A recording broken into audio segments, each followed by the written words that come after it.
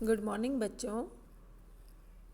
आज हम अपनी अगली वीडियो कक्षा 10 के लिए इतिहास की पाठ्य पुस्तक 3 खंडों में खंड 2 में बच्चों हमने पहले जो है अपनी पुरानी वीडियो में अध्याय 6 किया था, जिसमें काम, आराम और जीवन के बारे में बताया गया था कि समकालीन विश्व में शहर कैसे थे, उनमें कैसे बेरोज़गारी थी, कैसे वहाँ पर रिहाइश हुई है, शहरीकरण हुआ है, वहाँ पर क्या क्या काम धंधे चलते थे और झोपड़पट्टियाँ वगैरह थी, उन सब के बारे में इसमें बताया गया। तो इस वीडियो में हमारी चर्चा हो चुकी थी पीछे वाली वीडियो में कि किस प्रकार से शहर के कुछ बाशिंदे भी चाहते थे कि शहर में साफ़ सफाई और ये सब काम उसमें हों, तो उसके लिए आगे जो उसमें प्रयास किए गए वे इस प्रकार थे, जो कि आज हम अपनी इस वीडियो में आपको समझाएंगे। आशा है आप सबको अच्छे से समझ आएगा। तो हम अपनी ये वीडियो आज शुरू करते हैं।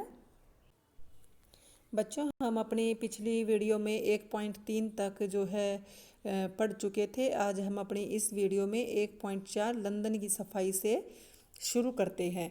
लंदन को साफ सुथरा बनाने के लिए तरह तरह से प्रयास किए गए। भीड़ भरी बस्तियों की भीड़ कम करने, खुले स्थानों को हरा भरा बनाने, आबादी कम करने और शहर को योजना अनुसार बसाने के लिए कोशिशें शुरू कर दी गई।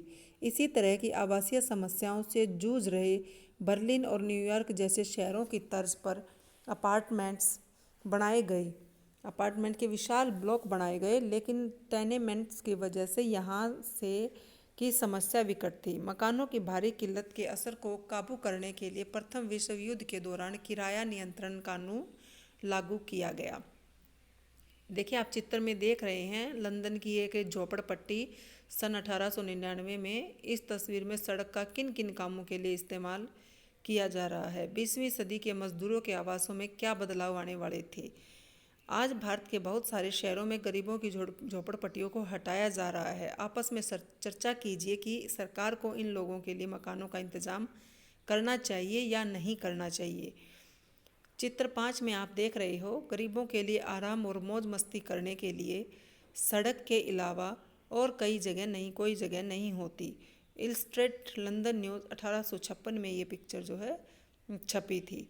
19वीं सदी में अभिजात्य तबके के लोग सड़कों पर बढ़ती शराबखोरी और गंदगी को लेकर काफ़ी चिंतित रहने लगे थे।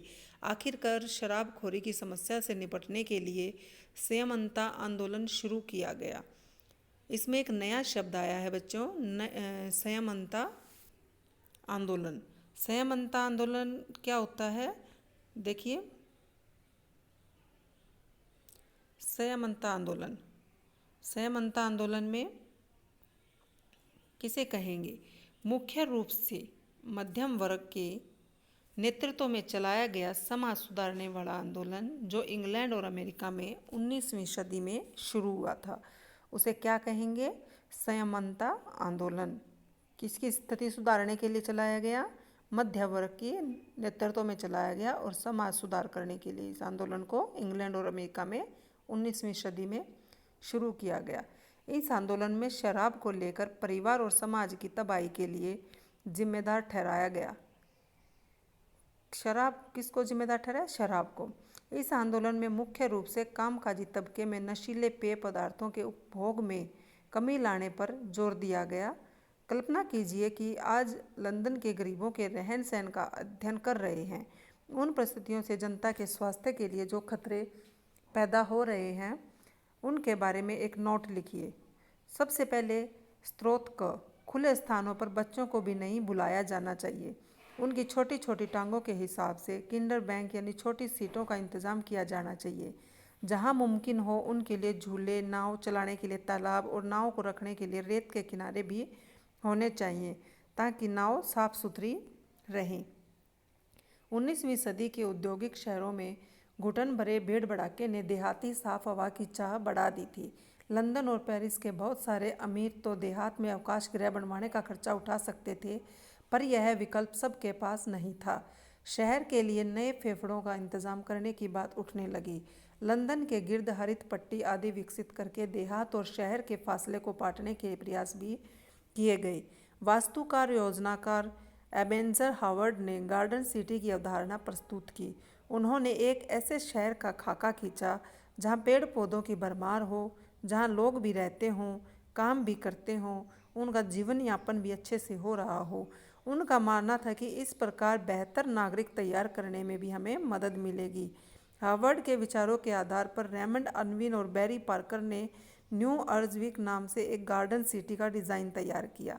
इसमें साजा बाग बगीचा, खूबसूरत नज़ारों का इंतजाम किया गया।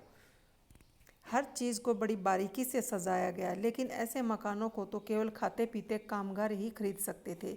विश्व युद्धों के दौरान 1919 से 1939 मजदूर वर्ग के लिए आवास का इंतजाम करने की जिम्मेदारी। ध्यान से देखिए, इस चारों तरफ से बंद हरे भरे स्थान के सहारे एक नया सामुदायिक जीवन विकसित हो रहा था। और इन विश्व युद्धों के दौरान तो मजदूर वर्ग के लिए जो घर रहने के लिए घर के इंतजाम करने की जिम्मेदारी ब्रिटिश राज्य ने अपने ऊपर ले ली और स्थानीय शासन के जरिए 10 लाख मकान बनाए गए। इनमें से ज़्यादातर एक परिवार के रहने लायक छोटे मकान थे। इस दौरान शहर इतना फैल चुका था कि अब लोग पैदल अपने काम तक नहीं जा सकते थे। शहर के आसपास यानी कि उप शहरी बस्तियों के अस्तित्व में आने से सार्वजनिक परिवहन व्यवस्था अनिवार्य हो चुकी थी। 1.5 शहर में आवागमन। अगर लोगों को उपनगरीय बस्तियों से शहर तक लाने के लिए यातायात की सुविधा नहीं है तो भला लोगों को शहर छोड़कर उपनगरीय गार्डन आबादियों में जाकर रहने के लिए कैसे तैयार किया जा सकता है। लंदन के भूमिगत रेलवे ने आवास की समस्या को एक हद तक हल कर दिया। इसके जरिए भारी संख्या में लोग शहर के भीतर बाहर आ जा सकते थे। दुनिया की सबसे पहली भूमिगत रेल के पहले खंड का उद्घाटन 10 जनवरी 1863 को किया गया। यह लाइन लंदन की पेडिस्ट्रिक्ट लाइन के रूप में शोर मत करना। यह लाइन लंदन की पैडिंगटन और फेरिंगस्टन स्ट्रीट के बीच स्थित थी। पहले ही दिन 10,000 यात्रियों ने इस रेल में यात्रा की। इस लाइन पर हर 10 मिनट में अगली गाड़ी आ रही थी। 1880 तक भूमिगत रेल नेटवर्क का विस्तार हो चुका था और उसमें सालाना 4 करोड़ लोग यात्रा करने लगे। शुरू में भूमिगत यात्रा की कल्पना से लोग डर जाते थे। आप जैसा कि बच्चों चित्र में देख रहे हो, लंदन में रेलवे लाइनें बिछाई जा रही हैं। यह जो पिक्चर है इलस्ट्रेट टाइम्स ऑफ इंडिया 1868 में लिया गया। इस बारे में अखबार के एक पाठक ने अपने इन शब्दों में चेतावनी भी दी थी। मैं जिस डिब्बे में बैठा था वह पाइप पीते मुसाफिरों से भरा हुआ था। डिब्बे का माहौल सल्फर कोयले की धूल और ऊपर लगे गैस के लैंप से निकलती गंध से अटा हुआ था। हाल ही में ये हालत ये थी कि जब हम मूरगेट स्टेशन पहुंचे तब तक मैं श्वास अवरोधन और गर्मी के कारण अधमरा हो चुका था। मेरा मानना है कि इन भूमिगत रेलगाड़ियों को फ़ौरन बंद कर दिया जाना चाहिए। ये स्वास्थ्य के लिए बहुत ही भयानक और ख़तरनाक है। बच्चों, यह जो है रेल के माहौल के बारे में, मुसाफिरों से भरी हुई इस ट्रेन के बारे में जो निर्णय लिया, ये जो चेतावनी किसने दी है? अखबार के एक पाठक ने इनके बारे शब्दों में लिखा था। बहुत सारे लोगों का मानना था इन लो दैत्यों ने शहर की अफरा तफरी और अस्वास्थ्यकर माहौल को और भी बढ़ा दिया है। निर्माण की प्रक्रिया में होने वाले बेहिसाब विनाश के बारे में चार्ल्स डिकेंस ने डाउम्बी एंड सन 1848 में क्या लिखा है? इसमें बच्चों आपके सामने एक नए शब्द आए हैं, जैसे श्वास अवरोधन। श्वास अवरोधन से मतलब है ऑक्सीजन की कमी के कारण जब दम घुटने का एहसास होता है उसे हम क्या कहते हैं? श्वास अवरोधन। हमें सांस लेने में जब दिक्कत होती है, जैसे आजकल बाहर काफ़ी पॉल्यूशन है और उसमें श्वास अवरोधन की समस्या बनी हुई है, ऑक्सीजन की कमी है, तो यह प्रक्रिया श्वास अवरोधन कहलाती है। अब चार्ल्स डिकेंस ने डाम्बी एंड सन 1848 में क्या लिखा है? मकान गिरा दिए गए हैं, सड़कों को तोड़ दिया गया है, ज़मीन में गहरे गड्ढे और खाइयाँ खोद दी गई हैं, चारों तरफ बेहिसाब मिट्टी और धूल के अंबार लगा दिए हैं। अधूरेपन की 100,000 शक्लें और पदार्थ सामने थे, उलट पुलट अपनी जगह अदलते बदलते ज़मीन में धंसे हुए से। तकरीबन 2 मील लंबी रेलवे लाइन बिछाने के लिए औसतन 900 घर गिरा दिए गए। इस प्रकार में लंदन में बनी ट्यूब रेलवे के कारण लंदन के गरीबों की संख्या और भी ज़्यादा बड़ी हो गई और उसे उजाड़ा गया। खास तौर से 2 विश्व युद्धों के बीच ये हालात बने। बहरहाल इन सारी अड़चनों के बावजूद भी भूमिगत रेलवे एक ज़बरदस्त कामयाबी साबित हुई। 20वीं सदी आते आते न्यूयॉर्क, टोक्यो, शिकागो जैसे ज़्यादातर विशाल महानगर अपनी सुव्यवस्थित सार्वजनिक परिवहन व्यवस्था के बिना नहीं रह सकते थे। नतीजा यह हुआ कि शहर की आबादी और भी बिखरने लगी। सुनियोजित उपनगरीय इलाकों और अच्छे रेल नेटवर्क की बदौलत बहुत सारे लोगों के लिए मध्य लंदन से बाहर रहते हुए रोज़ काम पर आना आसान हो गया। आप जैसा कि बच्चों चित्र में देख रहे हो, लंदन की सड़कों पर गायें दिखाई दे रही हैं, उनके बछड़े हैं साथ में, और पीछे आप बहुत बड़ी बड़ी बिल्डिंग्स भी आप देख रही हैं। यह आधुनिक शहर बनाने के लिए सड़कों को भी साफ करने का फैसला लिया गया। 19वीं सदी में लंदन की सड़कों पर गायों की वजह से अक्सर ट्रैफिक जाम हो जाता था। तो इन हालातों को देखते हुए इन नई सुविधाओं ने सामाजिक ऊंच नीच को कमज़ोर किया तो नए किस्म के विभेद भी पैदा कर दिए। इन बदलावों से लोगों के घरेलू और सार्वजनिक जीवन पर क्या असर पड़ा? क्या उनका महत्व सभी सामाजिक समूहों के लिए एक जैसा महत्व था? हम ये आगे अपने अध्याय में भाग 2 शहर में सामाजिक बदलाव में इसके बारे में पढ़ेंगे। 18वीं सदी में परिवार उत्पादन और उपभोग के साथ साथ राजनीतिक निर्णय लेने के लिए लिहाज से भी एक महत्वपूर्ण इकाई था। औद्योगिक शहरों के जीवन में रूप के रंग और परिवार की उपयोगिता और स्वरूप को पूरी तरह से उसने बदल दिया था। परिवार के सदस्यों के बीच अब तक जो बंधन थे वे ढीले पड़ने लगे। मजदूर वर्ग में विवाह संस्था टूटने की कगार पर पहुंच गई। दूसरी तरफ नौकरियां काफ़ी कम हो गई और मामूली वेतन पर उन्हें घर में काम करना पड़ता था। वेतन के लिए काम करने वाली औरतों का अपने जीवन पर ज़्यादा नियंत्रण था। विशेष रूप से वे निम्न स्तर सामाजिक वर्गों की महिलाएं होती थी। शहर में मर्द, औरत और परिवार, इसमें कोई संदेह नहीं कि शहर पुरुषों और महिलाओं दोनों में व्यक्तिवाद की एक नई भावना पैदा कर रहा था। वे सामूहिक मूल्य मान्यताओं से दूर जाने लगे थे, जो कि छोटे और ग्रामीण समुदायों की खासियत थी। परंतु इस नई शहरी परिधि में पुरुषों और महिलाओं की पहुंच एक समान नहीं थी।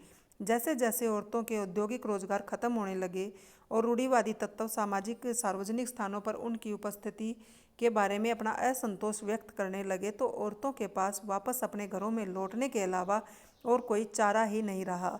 सार्वजनिक परिधि केवल पुरुषों का दायरा बनती जा रही थी और घरेलू दायरे को औरतों के लिए सही जगह माना जाने लगा। 19वीं शताब्दी के ज़्यादातर आंदोलनों में, जैसे चार्टिज़म, 10 घंटे का आंदोलन, पुरुषों की बड़ी संख्या में एकजुट हुए, औरतों के मताधिकार आंदोलन या विवाहित औरतों के लिए संपत्ति के अधिकार आंदोलनों के माध्यम से महिलाएं काफ़ी समय बाद जाकर यानी कि 1870 के आसपास राजनीतिक गतिविधियों में भी हिस्सा लेने के लिए तैयार हो पाई थी। 20वीं शताब्दी तक शहरी परिवार एक बार फिर से बदलने लगा। इसके पीछे आंशिक रूप से युद्ध के दौरान औरतों के बहुमूल्य योगदान का सबसे बड़ा हाथ था। युद्ध की ज़रूरतों को पूरा करने के लिए महिलाओं को बड़ी संख्या में काम करना पड़ा। उन्हें काफ़ी बड़ी संख्या में रोजगार मिले, जिससे एक बार से फिर वह उभर कर सबके सामने आई। 2.2 मनोरंजन और उपभोग। अमीर ब्रिटेन वासियों के लिए बहुत पहले ही लंदन सीजन की परंपरा चली हुई थी। 18वीं सदी के आखिरी दशकों में आते आते मेहनतकश अपना खाली समय सब पब या शराब घरों में बिताते थे। इस मौके पर वे खबरों का आदान प्रदान भी करते थे और कभी कभी राजनीतिक कार्रवाइयों के लिए गोलबंद भी करते थे। जैसे कि आप इस चित्र में देख रहे हो, धीरे धीरे लोगों ने अपना मनोरंजन के साधन जुटाने शुरू कर दिए थे। ब्रिटिश औद्योगिक मजदूरों को छुट्टी के दिनों में समुद्र किनारों के जाने की सलाह भी दी जाती थी, जिससे वे खुली धूप और स्वच्छ हवा का आनंद ले सकें। इस प्रकार बच्चों आप पिक्चर में देख रहे हो, पूर्वी लंदन में नाविकों का मिलन घर इलस्ट्रेट लंदन न्यूज़ के नाम से जो फेमस है, वो आप पिक्चर में साफ देख रहे हैं। नीचे आप देख रहे हैं कि कैसे वीकली वे लोग घूमने के लिए और अपने मनोरंजन के साधनों को जुटाने के लिए घर से निकलते हैं। इस शराब के इर्द काफ़ी सारी घोड़ा गाड़ियाँ खड़ी हैं और लोग मुसाफिर शराब खानों में ही खाते पीते और सोते थे। शराब घर आमतौर पर घोड़ा गाड़ियों के रास्ते में स्थित होता था। तो बच्चों, इस प्रकार से हमने आज अपना अध्याय 6 में अपना जो इतिहास की पाठ्य पुस्तक है भारत और समकालीन विश्व कक्षा 10 के इस अध्याय का दूसरा पार्ट आज कंप्लीट कर लिया है। आशा है आप सबको अच्छे से समझ आया होगा। बच्चों, इसके जो भी इंटरनल क्वेश्चंस हैं आप सब छांट कर अपनी नोटबुक में उसको नोट करेंगे और व्हाट्सएप ग्रुप के माध्यम से उसमें शेयर करेंगे। अगर आपको अभी भी कुछ समझ ना आया हो तो आप टेलीफोन के माध्यम से हमारे से इसके बारे में बात कर सकते हैं और अपनी समस्या पूछ सकते हैं। इससे आगे का अध्याय हम अपनी वीडियो पार्ट नंबर 3 में करेंगे। धन्यवाद बच्चों।